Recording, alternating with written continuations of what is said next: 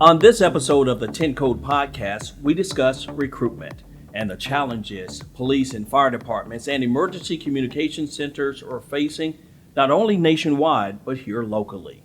I'm your host, Larry Flowers. I'm the Public Information Officer for both the police and fire department. And our guest today, here on the left, is Murfreesboro Police Department Recruitment Sergeant Jason Higgins. On the end is Murfreesboro Emergency Communications Center Director Seth Russell. And in the center, last but not least, is Murfreesboro Fire Rescue Department Assistant Chief Brian Lowe. What are some of the biggest challenges you face as a recruiter? And Assistant Chief Lowe, let's begin with you. Sure. Thank you for having us, Larry. Specifically speaking for the fire department, some of our biggest challenges are really just the short windows we have to hire folks. Usually when people approach me with questions about hiring, they want to know when, instant gratification.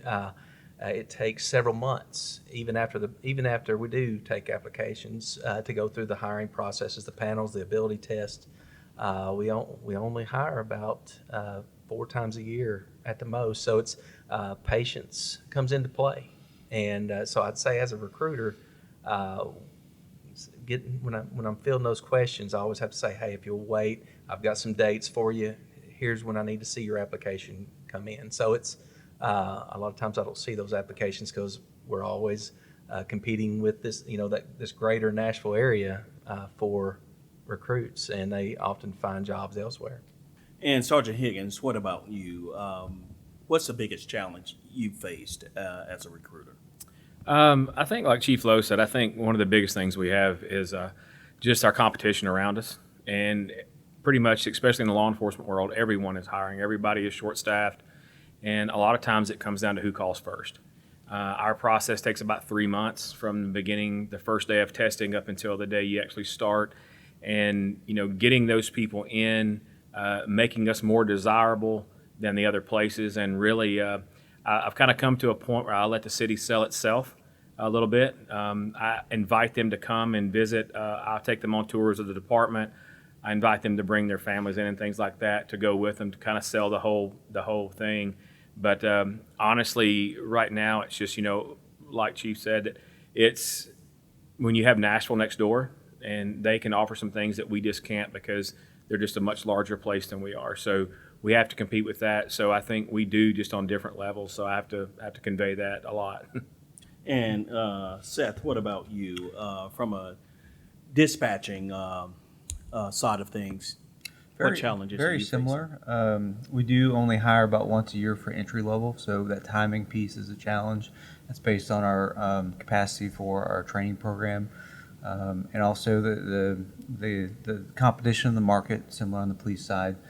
With Nashville and everything, and probably the biggest challenge we have is, we've invested in our benefits and perks and incentives, and we definitely look different than most centers given our size and what we have to offer, and just the challenge of getting that word out. So a lot of experienced 911 professionals are moving to the Middle Tennessee area, so we've been focusing a lot on getting that information out on social media, other platforms through APCO and the other associations, getting that word out on the experience posting. We do have that continuous, so it's more that outreach, that public outreach for those interested candidates that are moving here.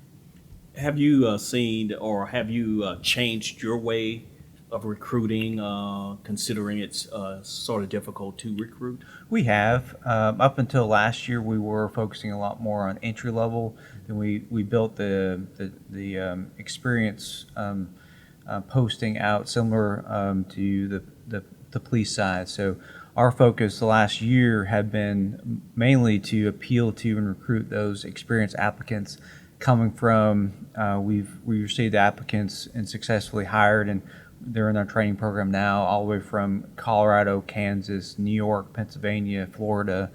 And about 4 to 6 a year, we've seen those experienced candidates come to us and see what we have to offer, and we're excited to join our team. And then we had to change our entry-level process, scale that back to about once a year. So, And Chief Lowe, have you changed any way that you used to recruit in the past? Is it sort of different now? How do you recruit now? Well, I'm not real familiar with what they did in the past. I've only been in this position for 2 or 3 years, but I'm constantly working with the employee services to determine what's the next best step. How can we improve, I guess, our applicant pool? And employee services, they help out a lot with that, with some of their mailers that they put out. Chandria Womack, she's our, I guess, our social media liaison, and she gets a lot of that out. And then when the fire department jobs post on government jobs, I think there are some trade publications that'll actually pick that up. We get a lot of responses from across the country. Sergeant Higgins, I know you're new to this position as well, and you've come up with all sorts of creative ways to recruit that we failed to do in the past. Just what are some of the things that you're doing now to recruit applicants? Well, like you said, we've never had a dedicated recruiting division up till about 6 months ago, which I started that when they put me in that position. So I have tried to really meet people halfway. I've been very aggressive with my approach to recruiting. If people call and they want to talk, as soon as they apply, I don't know they apply until I'm told that we have an application or whatever, and our personnel department sends me that information. They sends me name and phone number. I will immediately call that person, introduce myself to them, make myself available for questions or anything like that, and show an interest back in the applicant, so to speak. And so far, it seems to be working fairly well. I am currently looking at several different options for that a lot of other agencies are already doing as far as advertising, getting our name out there, and things of that nature. So social media is a big thing. Obviously, you helped me quite a bit with that. I mean, with some stuff like that. And so just trying to get our name out there and put us on the map for some people that may not have thought about us before, and let them know what we have to offer. And Seth sort of touched on it earlier. Are you guys mainly recruiting locally? Are you recruiting in the state? Are you recruiting nationally? Just talk about the pool of applicants that you're getting from various areas of Tennessee and the nation. Yeah, we focused a lot up until the last year. Focused a lot on those experienced 911 professionals that are naturally, for one way or the other, mostly family moves or want a change in what they're doing. Not necessarily anything against their current agency, but they're just moving to the Nashville area. So we're picking up, and we have that continuous posting. So the timing is really on kind of meeting that candidate halfway, like Sergeant Higgins was saying. So generally we appeal to those out-of-state applicants that are looking to move here. That continuous posting is there and available, and the hiring process is much quicker through that. And we try to meet them halfway when it comes to the hiring process. If they're in town, we can set up a testing and interview time to streamline that process. We have a lot to offer as a medium-sized emergency communication center when it comes to upper mobility, training, professional development that maybe a smaller center doesn't have. And that's what we've seen is people are looking at us mainly for that, that career 901, that upper mobility to join us and make a long or a medium time, career out of it. So. And Assistant Chief Lowe, same question. Are you recruiting locally, in-state, nationally? Just a little bit of all of it. I would say about 25% of our applications are from California. Maybe a little higher than that. This is just anecdotal. We hired 5 about 3 weeks ago, and 3 of them were from California, just migrating east. I field questions just about every day. Folks from the West Coast want to know what it's like here. Locally, we don't take a lot of applicants from firefighters who work for I'd say cities around us. It's rare. But there are a lot of, I guess, folks out on the edge, smaller towns who have met the qualifications, certifications, medical licensure that we require, and they applied, just, I guess, wanting to move to a bigger department. So. And Sergeant Higgins, same question. I'll take all comers. I'm looking for any good applicant from anywhere, and kind of goes back to what I was saying just a second ago. I'm venturing out into some things that I'm trying to get done in the recruiting way of things, of getting our name out there and putting out that, everybody's heard of Nashville. And so when you got people from California, because we have lots of California applicants as well, and they start because they've heard of Nashville and they start looking in the Nashville area, and then we pop up. And so recently in this last application round, we had 4 candidates from New York Police Department, NYPD. I've probably taken another 4 phone calls from other NYPD officers who are moving south. California people I'm still talking to left and right, just everywhere. So we've been to, so far, we've been to Mississippi. I've been to Kentucky on recruiting trips and things of that nature, universities there, trying to look at that. So I think Fort Campbell is another spot for us that we're actually going to this week to look at. Now, they're open their doors to pretty much all recruiters to come in. So again, I think for us, I think the most important thing for me right now is just to put us on the map. And again, I do believe Murfreesboro will sell itself. This agency will sell itself. The city will sell itself, and I will help every way I can to assist in that as well. But it's just getting our name out there and letting people know outside of Tennessee that we exist. I've often said, if you live in Tennessee, Murfreesboro is a big enough place that you know where we are and you know that we're here. It's letting the people that are not from here know we're here. And so I think that's pretty important to us, pretty important to me anyways, just to get us out there and let the city and the department kind of work itself from there. Sure. And since you have the mic, Sergeant Higgins, what are the requirements to become a police recruit or someone who's already certified or want to make a lateral move? What are the requirements? So for lateral applicants, we do take those year-round. We take applications year-round for lateral applicants. However, we still have certain testing dates and things of that nature that they will still fall under. Non-certified folks, we do have certain times of year that we take those applicants as well, and then we'll run those along with laterals at the same time. Obviously, they just submit their applications online. It comes to us. They get invited to a PT test, which they'll take the PT test. That's the very first thing they do. If they pass that test that morning, they come back the same day for a written test.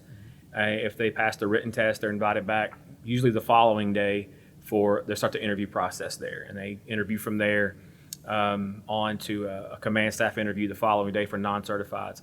Lateral applicants get to skip that first interview board and they go straight to a command staff interview. So they still take the PT test, they still take the written test just like a non-certified applicant would do. However, they skip the interview board and go straight to the command staff interview. And then from there, any applicant that gets beyond that goes straight to a background checks, and it goes from there. And Assistant Chief Lowe, what are the requirements to become a fire recruit or a certified firefighter looking to make a move? Sure, I'll speak to certified first because it's really the most streamlined process we have.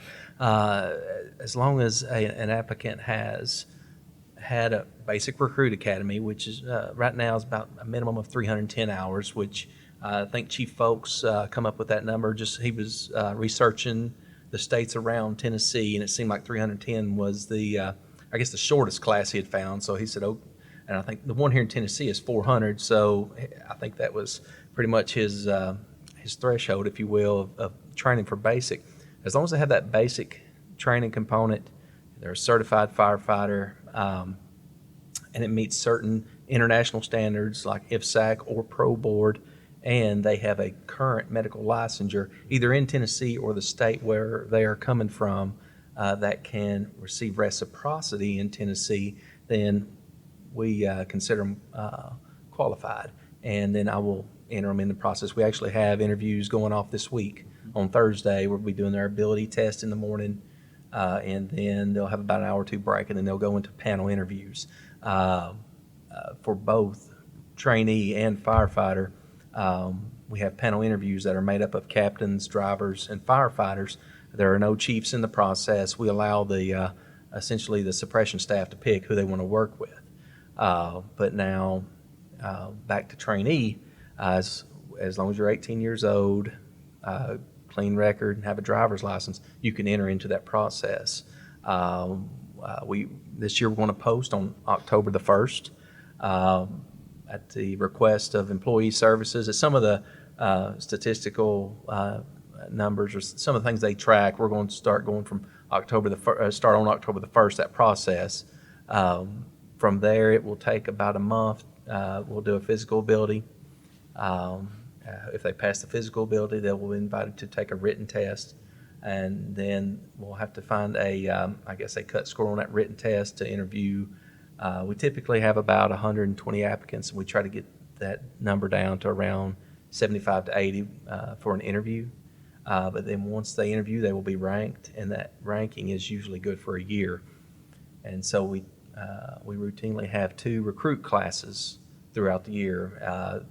We'll have a hiring date somewhere around the first or second week of January, and we'll have about 14, 15 weeks of pretty intense training, fire training and medical training at that point, and then we'll turn around and do it again in August. Sure. So. And Seth, what requirements do you want for dispatchers, call takers, emergency communication specialists, 1 and 2? Yeah, definitely. I'll speak to the experience lateral applicant or candidate. So we do have a continuous posting for our emergency communication specialist 2 position. That is what we consider our lateral. So it is you must have 8 months of prior experience working in a 911 public safety answering point or call center. That's a minimum requirement. So if you beat that requirement, you can encourage you to apply. And we do also streamline our experience lateral hiring process. So that day one that we schedule with that candidate would be the critical test, which is essentially a technical aptitude test for the position. It's a pass-fail. In the afternoon, you would have your one and only interview, and that would be the chief's interview. From that, we decide what candidates would go to the backgrounds phase, and that takes about a month. Then we go into the medical and the HR or the employee services requirement. So all in all, from the time you show up that first day, test and interview, from that potential start date, it's about 2 months. So it's pretty streamlined. We do also look at a lot of preferred certifications and training. We are a fully cross-trained emergency communication center with all personnel, so that's expectation with all personnel to eventually be cross-trained. So that includes police, fire, and medical call handling. So we do have certifications in emergency medical dispatch and CPR. So if that is already, if a candidate's already certified in that, that's appealing to us because that's training already completed. Well, let's talk about pay. We all know that public safety employees do not get paid what they're worth. They do an outstanding job every single day, putting their own lives at risk. So what can we do, like, in terms of public safety recruitment and folks coming to our city? What can those recruits get paid? And we'll just start with, your basic, your fire trainee, your police recruits, and just a new hire for communication. So whoever wants to jump in first. I'll jump in there. Okay, for a trainee, and I think I'm going to take into account the raises we had received earlier in the year, and I'm just going to try to project out there. I know we've had some votes recently to bump that pay up. So I think we're a touch over 40 for trainee now, and that's coming in the door with nothing. And then once hired, once a person reports that first day, they are accruing benefits, and they're getting paid to train. So, Sergeant Higgins. I think right now, based off my math, if it's correct, walking in the door off the street is about just under 47, 46.8 and some change as a trainee. And that's just walking in the door. Then our pay is a little bit different because you're at that pay until you are certified. And then if you're a lateral applicant, that's completely different as well. yeah, same with us with fire. Yeah. For our entry-level position, we're just about $40,000 a year, and it's just above $19 an hour for emergency communications specialist 1 position, and that's what we hire. We list for that about once a year, and I didn't include that on the last question, Larry, but that's about a 4-month hiring process, and the requirements for that is no previous training, but you have to be 18 years old with a GED or high school diploma, and obviously we'll do a criminal background. And we are blessed in the sense that our mayor, our city council, our city manager, they have made public safety a priority here in the city. Most recently, given a 7% cost of living raise back in April. The budget just passed a few weeks ago, so therefore another 1.5% cost of living raise. And then depending on if you're on a step system, you can get up to, I think, 2.5% step for police and fire. Does this type of commitment from the city helps in recruiting, being able to say our mayor, our city council, our city manager believes in you? Absolutely. I've noticed recently the applicants that we're receiving, of course, to be a firefighter, to meet that job description, the toughest cert that they're going to earn is that advanced EMT. We don't get many applicants who meet that qualification, so it takes us about 2 or 3 years to get a person to that level. I'm seeing applicants now with their paramedic licensure, advanced EMT. These are folks that we can provide a 3-week orientation once they're hired and put them on the street. I'll tell you, just for me personally, I use that constantly, and especially my lateral applicants. Especially when we have a lot of applicants coming from New York and California areas. I've talked to so many of those people, I can't even begin to tell you how many people I've talked to. And the political environment there is one of the biggest things they're trying to escape, and that's the reason why they're looking here. And we are so blessed to have the mayor and the council that we have that's so supportive of us, and I use that with almost everyone I talk to. I give examples of things that the mayor has said, and when they came and supported us during the protest back, a year or so ago, whenever that was, and some of the things that he said during that. And when I tell those people that, when I share that with those potential lateral applicants from California, from New York, and places of that nature, they like to hear it. And that is something that I will say that we have here that even some of our sister cities don't have. And again, I kind of go back to what I said earlier about letting the city sell itself. That is part of it.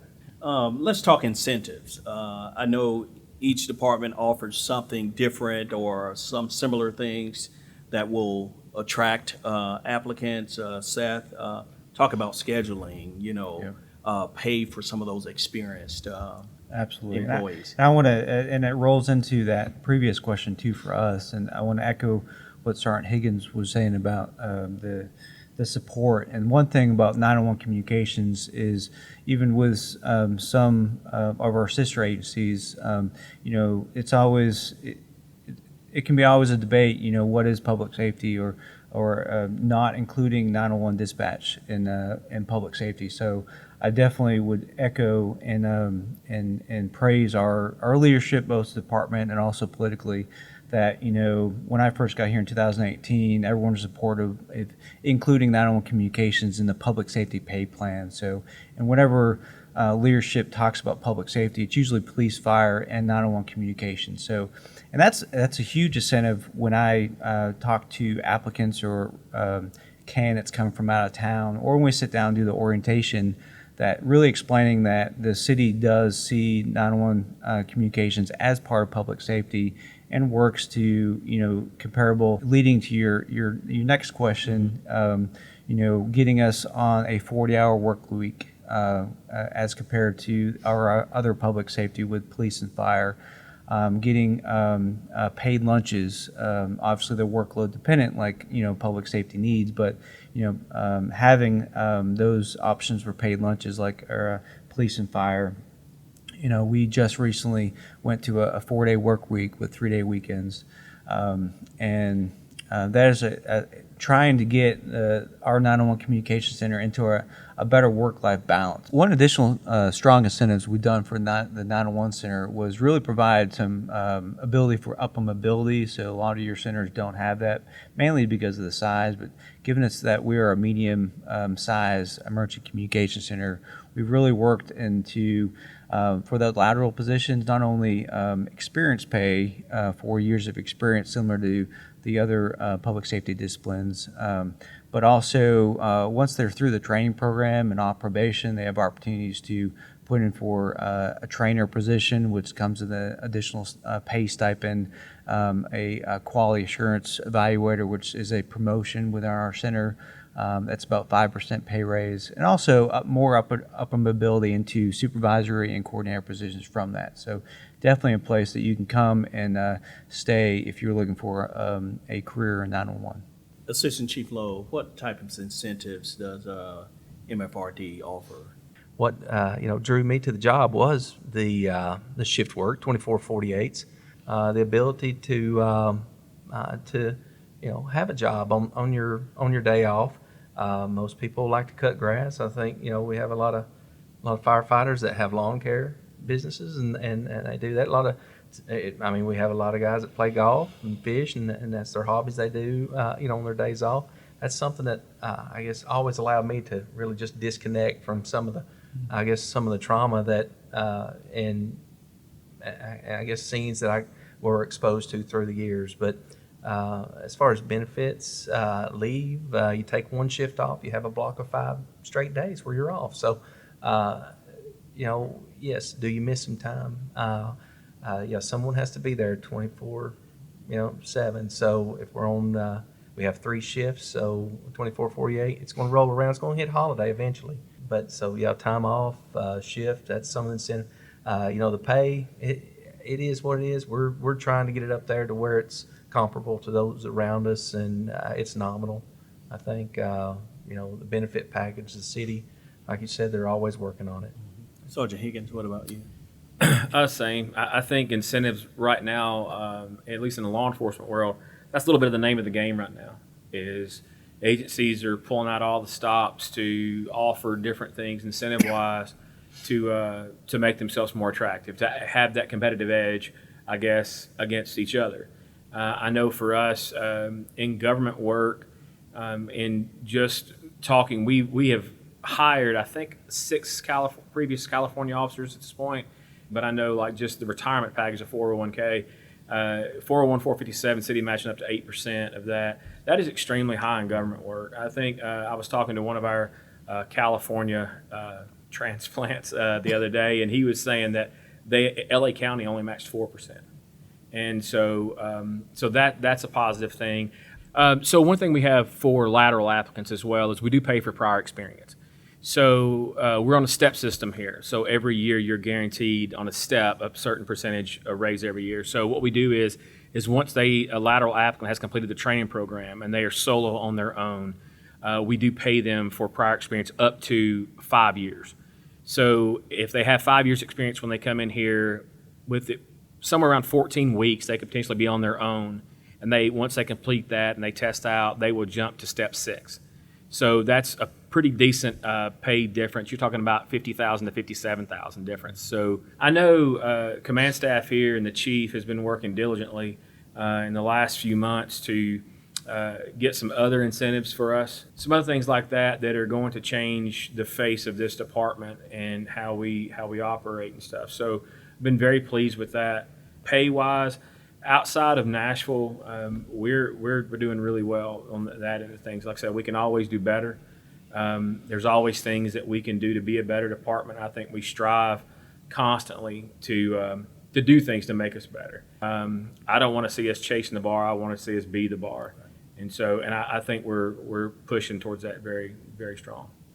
Well, we appreciate you guys for joining us. We've been discussing, of course, the public safety recruitment challenges for police, fire, and emergency communication. The Public Safety Podcast originates from the Murfreesboro Police Department headquarters. Thank you for listening via Podbean, Spotify, Apple Podcast, Amazon Music, Audible. For more information on the public safety and the fast-growing city of Murfreesboro, visit our website, www.murfreesborotn.gov. Until next time, I'm Larry Flowers. You have a great day.